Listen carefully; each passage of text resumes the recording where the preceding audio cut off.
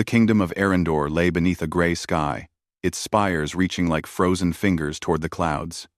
The air was thick with the scent of rain and pine, and whispers of ancient magic drifted through the cobbled streets. At the center of this vast land stood the palace of the Alpha King, a fortress of dark stone and silver-tipped towers, where power, pride, and legacy ruled more fiercely than any sword. Inside the palace, a hush of fear had settled. The Alpha King's cub, the heir of the mighty bloodline, lay in a gilded cradle, pale and trembling. His small chest rose and fell with shallow, uneven breaths. The finest healers from across the lands had been summoned one by one. They had failed. 1,000 hands had tried, 1,000 incantations whispered, yet nothing could pierce the shadow that clung to the child. The Alpha King himself paced the cold stone halls, his boots echoing like distant thunder. His jaw was tight, his eyes dark with worry, and yet he carried himself with the same unyielding authority that had made him both feared and revered. In the presence of his cub's suffering, that authority seemed fragile, as if the walls themselves trembled with his anxiety. "This is impossible," muttered one of the court magicians, wringing his hands. "No curse I have ever known resists all healing. So completely. Impossible?" The king's voice boomed, silencing the room. "Do you call my son's life impossible? Or my power?" The magician's lips quivered, and he bowed low. "Forgive me, my king. I speak only the truth.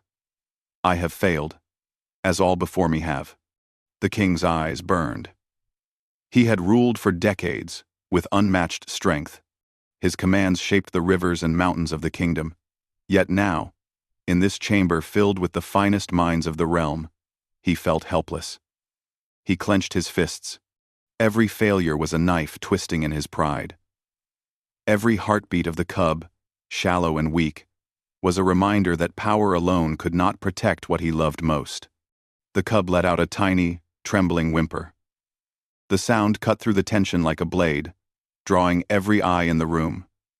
Even the king's mask of authority faltered for a moment. "It seems," one elderly healer said slowly, his voice thin like autumn wind, "that your son's fate rests beyond the reach of our craft. Perhaps only a different kind of hand can save him." The Alpha King's eyes narrowed. "Different? Explain." The healer shifted, hesitant. "I have heard whispers of those born without titles, without wealth, yet gifted with the natural flow of life itself. They do not study the arts of healing in the courts or towers. They simply understand the body, the spirit, the breath of life. They are rare. Few remain in this age." The king's brow furrowed. "Bring me one, if they exist. I do not care who they are, or from where they come. My son will live." And so, the Omega girl was brought to the palace. She came from the outskirts of the kingdom, a village so poor that the name of the place barely existed on maps. She was small, unassuming, with dark hair braided simply down her back, and eyes that seemed to see not just the world, but the hidden truth beneath it. She did not wear fine clothes, nor carry the tools of the court. She carried only herself and the quiet certainty that she could help. The nobles sneered at her as she was led into the great hall. "Who is this girl?" one whispered. "She looks as if she has not eaten in days." "She is nothing," another replied. "A peasant child pretending to hold power she does not understand." The king said nothing. His gaze was fixed on the small figure as she approached the cub. Unlike the others, she did not bow excessively, did not mutter elaborate incantations. She knelt beside the cradle, her hands hovering over the child, and spoke softly. "Little one," she said, her voice low and melodic, "do not fear. I will not hurt you. Breathe, and let the darkness leave you." Her words were simple, yet they carried an unusual weight, as if the air itself responded. The cub's tiny fingers twitched, and then, slowly, his breathing steadied. A soft, almost imperceptible warmth radiated from her palms, gentle but undeniable. The court gasped. The healers who had spent years of study stared in disbelief. The Alpha King felt his chest tighten, his throat dry, and yet his mind could not form a word. He had ruled over everything, commanded armies, tamed beasts, and bent men and women to his will. But this simple girl, this Omega, had done what no one else could. The cub's eyes fluttered open, bright and clear, and for the first time in days, he smiled. It was a small, fragile smile, but it carried life and hope. The king's heart, long hardened by authority and ambition, ached in a way he had never known. "Impossible," whispered one noble, shaking his head. "No one should possess such power, especially one so lowly." The Omega girl ignored them. She continued to hum softly, her hands moving with quiet confidence. Her gaze met the king's for a fleeting moment, and he saw something he had never seen in anyone: unwavering calm, in the face of what seemed impossible. Yet the moment of peace was not to last. The cub suddenly shivered violently, letting out a cry that was more than a child's whimper. The shadows in the corners of the room seemed to grow, stretching unnaturally, as if something unseen watched and waited. The Alpha King's hand shot out instinctively. "What is this?" he demanded. "What danger threatens my son now?" "Well," the Omega girl looked up, her eyes wide but steady.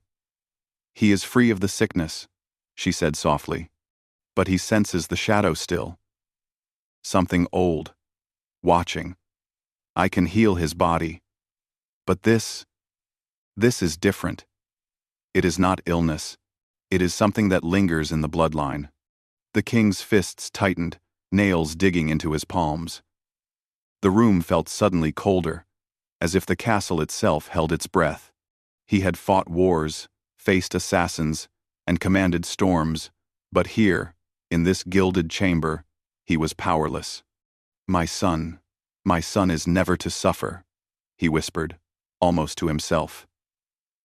"If even 1,000 healers have failed, then it is she who will succeed. She will not leave this palace until the cub is safe." The Omega girl simply nodded, though her mind raced. She had sensed the faint stirrings of something dark, something that had cursed this family long before she was born. She did not yet understand it, but she knew it would not leave so easily. As night fell, the candles flickered, and shadows danced along the stone walls. The cub slept peacefully, for now, warmed by the girl's gentle presence. But the air felt charged, heavy with unseen eyes. Even the king, standing silently at the foot of the cradle, could sense that the danger was far from over. The Omega girl rose quietly, brushing her hands on her skirt.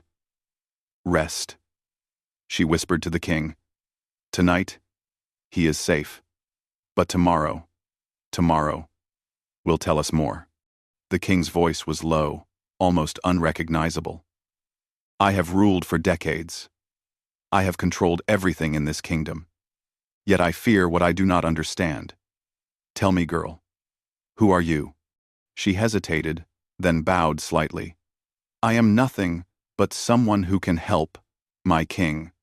That is all you need to know." He studied her closely, noting the calm certainty in her eyes, the way she carried herself with quiet strength despite her poverty. Something inside him stirred, unfamiliar and unwelcome, a mixture of awe, fear, and curiosity. The cub's soft breathing filled the silence. Outside the windows, the first stars of night blinked faintly through the clouds, and in the deepest shadows of the palace, something ancient and restless stirred, drawn by the girl's power.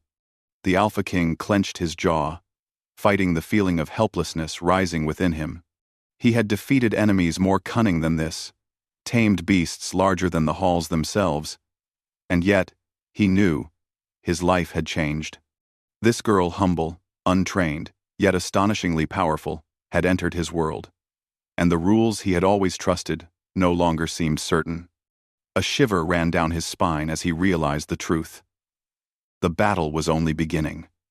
Healing the cub had opened a door to a danger unseen, and a destiny neither he nor the Omega girl fully understood. And as the king gazed at the sleeping child, he whispered to himself, a mixture of fear and resolve in his voice, "Nothing, nothing has prepared me for what comes next." The night deepened, and the palace held its breath. The shadows waited, the stars watched, and the cub slept. For now, the sun rose over Arendor, painting the castle walls in muted gold. Inside the palace, however, peace was fragile. The cub slept quietly, but the atmosphere remained tense. Whispers followed the Omega girl everywhere she went. The nobles eyed her with suspicion, some with fear, and others with envy. "Who is she, really?" one courtier asked, in a hushed tone. "A peasant girl. Yet the child lives because of her. What sort of magic is this?" "Magic? Perhaps it is a curse we do not yet understand," another replied.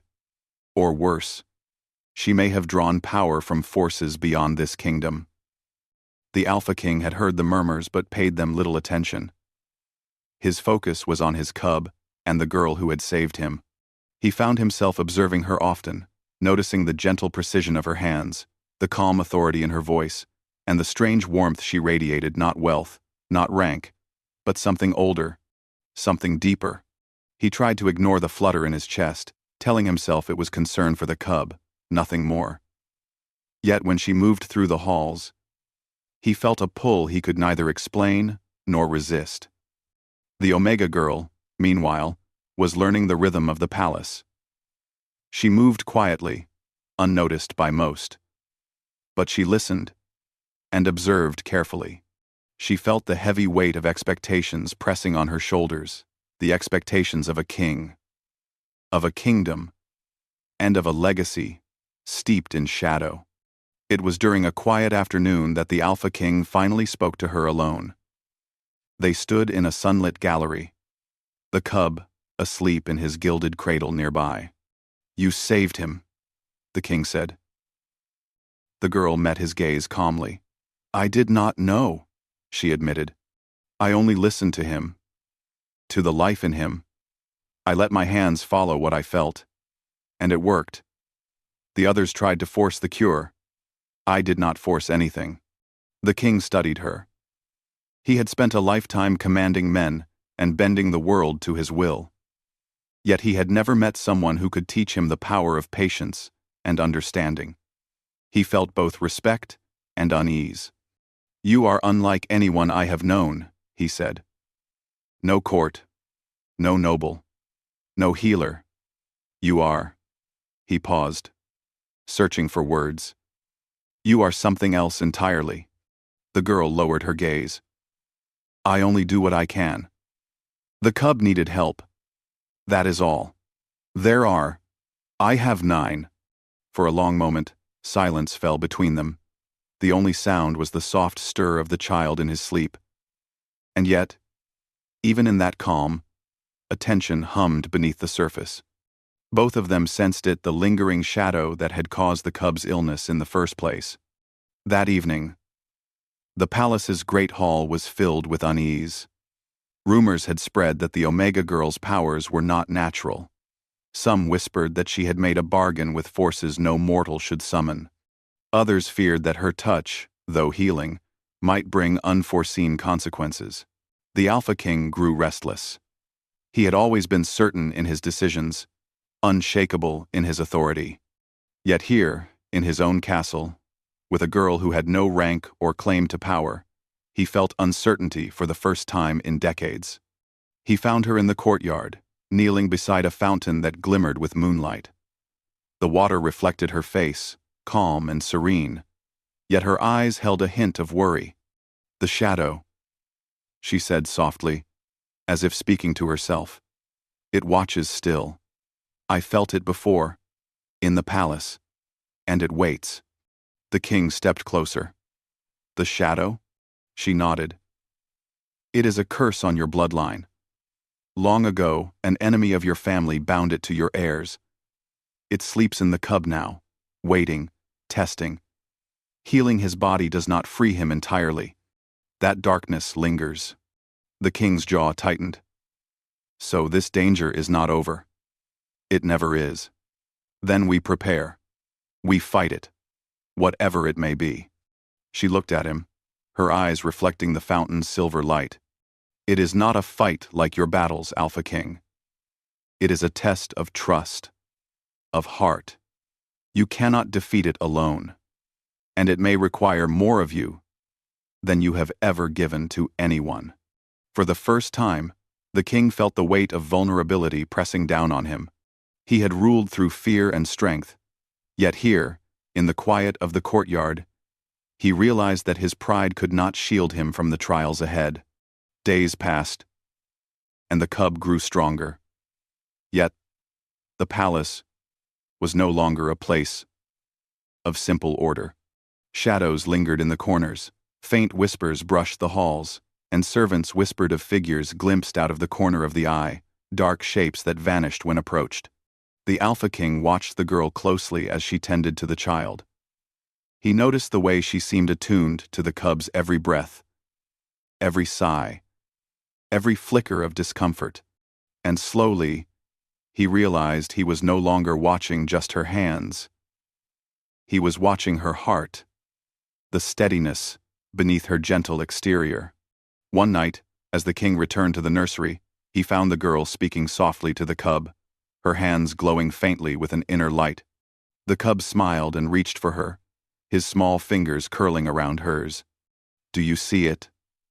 the girl whispered, her voice tinged with both awe and fear. "The shadows stir. They are restless. They do not fear me, but they hesitate. I can feel their intent." The king stepped forward, his presence both protective and uncertain. "What must we do?" he asked. She shook her head. "I do not yet know. But the darkness is clever. It will not attack openly. It will test and tempt, and it will try to break us apart before it reveals itself fully." He studied her face, noting the calm determination, the subtle worry, and the quiet strength she exuded. "Then we face it together," he said firmly. "Whatever comes, you and I, and the cub, we will endure it." For a moment, the Omega girl's lips curved in a faint smile. It was the first time she had allowed herself a trace of warmth in weeks. She had expected fear, suspicion, even rejection, but here was a king who not only trusted her, but also recognized the courage and truth in her heart. The next day, whispers of unease grew louder. Some courtiers claimed they had seen the shadow move through the halls, a fleeting darkness that passed like smoke and vanished. Others said they had heard faint, sorrowful cries echoing in the palace at night. The Alpha King, however, focused not on the whispers, but on what he had learned from the girl. He began to see that strength was not only in armies and authority. It could also be in patience, empathy, and trust. Late one evening, the king and the girl stood on the balcony overlooking the kingdom. The wind swept around them, carrying the scent of pine and rain. "You have changed this palace," the king said quietly. "And perhaps me as well. I have spent decades ruling through command, through fear. And yet, you teach me that even the strongest hearts must bend sometimes." The girl looked at him, her dark eyes reflecting the distant stars. "I only follow what I feel. You have the choice to learn or to resist. The shadow will test us both. And when it comes, it will not care who rules or who obeys. It will only care if our hearts can withstand it." A chill passed over the balcony, as if the night itself had listened and approved her words. Both the king and the girl felt it, the subtle, creeping presence of something ancient and cunning. As they turned back toward the nursery, the cub stirred in his sleep, letting out a soft laugh that echoed through the halls. The sound was innocent, full of life and promise. Yet it carried with it a strange undertone, a warning from forces unseen. The king's hand brushed against the girls as they entered the room, and for a fleeting moment, both felt a connection stronger than fear or duty. It was trust, unspoken but undeniable. And yet, in the shadows beyond the crib, the darkness watched, patient, waiting for the perfect moment to strike. That night, as the palace slept under a blanket of stars, a faint whisper curled around the Alpha King's heart. The Omega girl had healed his child, but she had also awakened something older, something that would test not only the cub's life, but the hearts of all three.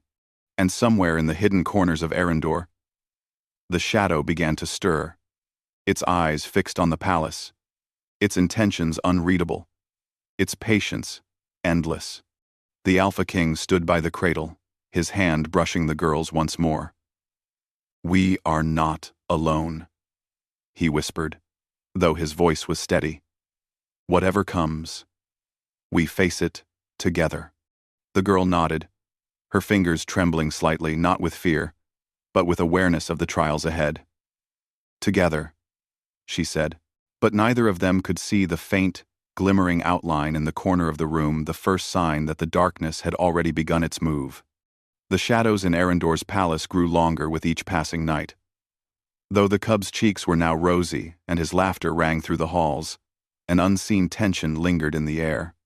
The Alpha King, once so certain in every command, found himself uneasy, his pride challenged not by a rival king, but by the Omega girl, and the ancient curse that clung to his bloodline. The girl had sensed it too. Every day, she felt the faint stirrings of the shadow, whispering in corners and behind closed doors. It was clever, patient, and cunning. It did not attack directly. Instead, it sought to weaken the king, to test their hearts and sow doubt. The Alpha King called her to the council chamber, a vast hall of stone, arches, and flickering torches. He had summoned his closest advisors and trusted warriors, but none could see the danger as he did. Only the girl understood the subtle signs, the air's sudden chill, the shadow's unnatural length, the whispers in the dark. "Tonight," she said quietly, standing near the great hearth, "the shadow will test us. It will try to divide us, to make you question what you trust most.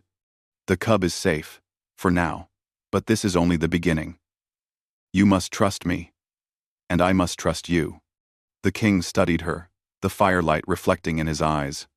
He had spent his life relying on strength and fear to command loyalty, yet he now realized that no sword, no army, could protect his family from this threat. Only trust, courage, and unity could stand against the darkness. He nodded, his jaw firm. "We will face it together. Whatever comes, nothing will harm my cub. Nothing will destroy this family. And nothing will break my will to protect those I love. Not even the shadows themselves." Night fell, and the palace seemed to hold its breath. The cub slept peacefully in the nursery, unaware of the danger creeping closer. The girl and the king moved through the halls, their footsteps echoing softly against the cold stone. The shadows shifted unnaturally as if alive, stretching toward them, whispering promises of fear and doubt. Suddenly, the temperature dropped. Their breath rose in pale clouds, and the torches flickered violently. The shadows coalesced into forms, faces of ancestors long gone, twisted and sorrowful, reaching with spectral hands that seemed almost real. The king drew his sword instinctively, though he knew steel would not harm these spirits. "Stay behind me," he commanded, his voice firm, masking the tremor in his heart. The Omega girl stepped forward calmly. "Do not fear them," she said. "They test your courage, not your strength. The only way to end this is not with weapons, but with understanding. Face them with honesty, with love, and do not let doubt rule your heart." The king hesitated, staring at the flickering shadows.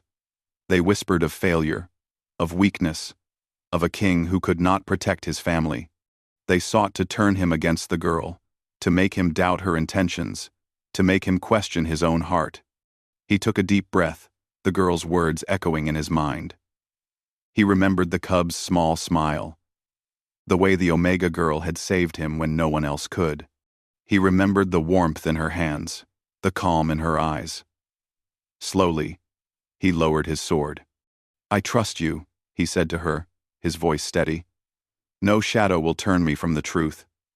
We stand together."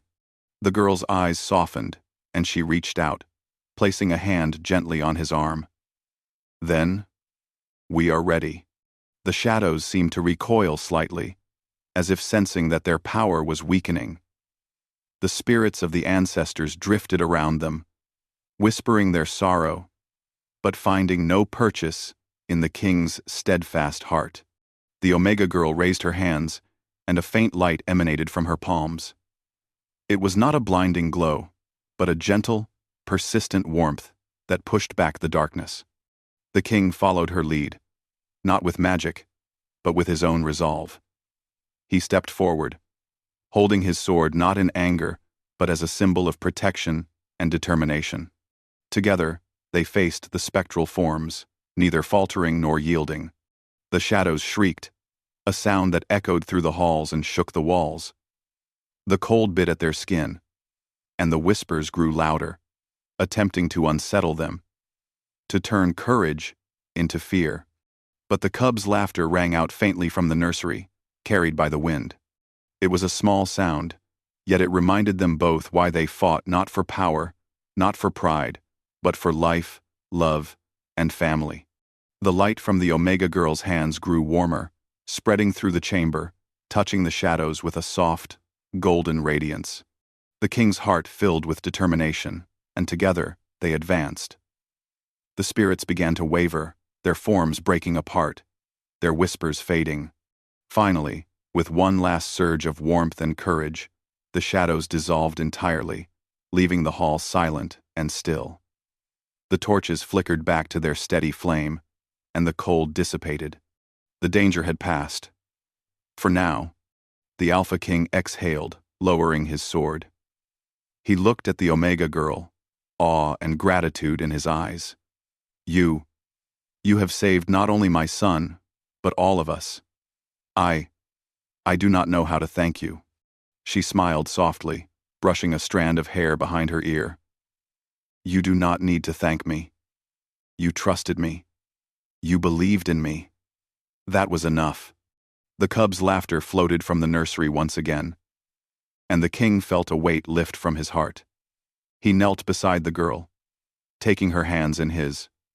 "I have ruled all my life, with strength and command. But you have shown me that courage is more than power. It is trust, patience, and heart. I owe you more than words can say." The girl looked up at him, her dark eyes filled with understanding. "And you have given me something I never expected. A chance to belong, to protect, to be part of something greater than myself." They stood together, looking at the cub and the kingdom beyond the windows. In that moment, the Alpha King realized that strength was not measured by the size of one's armies or the sharpness of one's sword, but by the courage to trust, the humility to learn, and the willingness to protect what truly matters. Days passed, and peace returned to the palace. The cub grew stronger, his laughter ringing through the halls, a symbol of hope and renewal. The nobles gradually accepted the Omega girl, no longer fearing her, but respecting her for her courage and wisdom. The king watched her, learning from her gentle strength, realizing that he had found not only a healer for his son, but a companion for himself. One evening, as the sun set in a blaze of gold and crimson, the king and the girl stood on the balcony once more. The cub slept soundly inside, and the kingdom lay bathed in peaceful light. "You have changed this palace," the king said quietly, "and perhaps me as well. I see now that a heart can be stronger than any army, and gentler than any blade. You have taught me something I could never have learned alone. The girl's lips curved in a faint smile. And you have shown me that courage is not just in strength, but in trust. We have both learned from each other. And together, we have protected what matters most. The Alpha King took her hand, not as a king commanding a subject, but as a man honoring a partner. Whatever comes next, he said, we face it together. Shadows may rise again, curses may linger, but nothing can undo what we have built. The girl nodded, her heart steady. Together, she whispered. From the shadows beyond the balcony, a faint breeze rustled, carrying whispers of distant magic. The ancient curse had been broken, its power dispersed by trust, courage, and compassion. The kingdom was safe, the cub was alive, and the bond between the Alpha King and the Omega Girl had transformed both of them. Yet even as the wind carried whispers, both knew that life would always hold challenges. Darkness might rise elsewhere, and trials would come. But they had learned the greatest truth.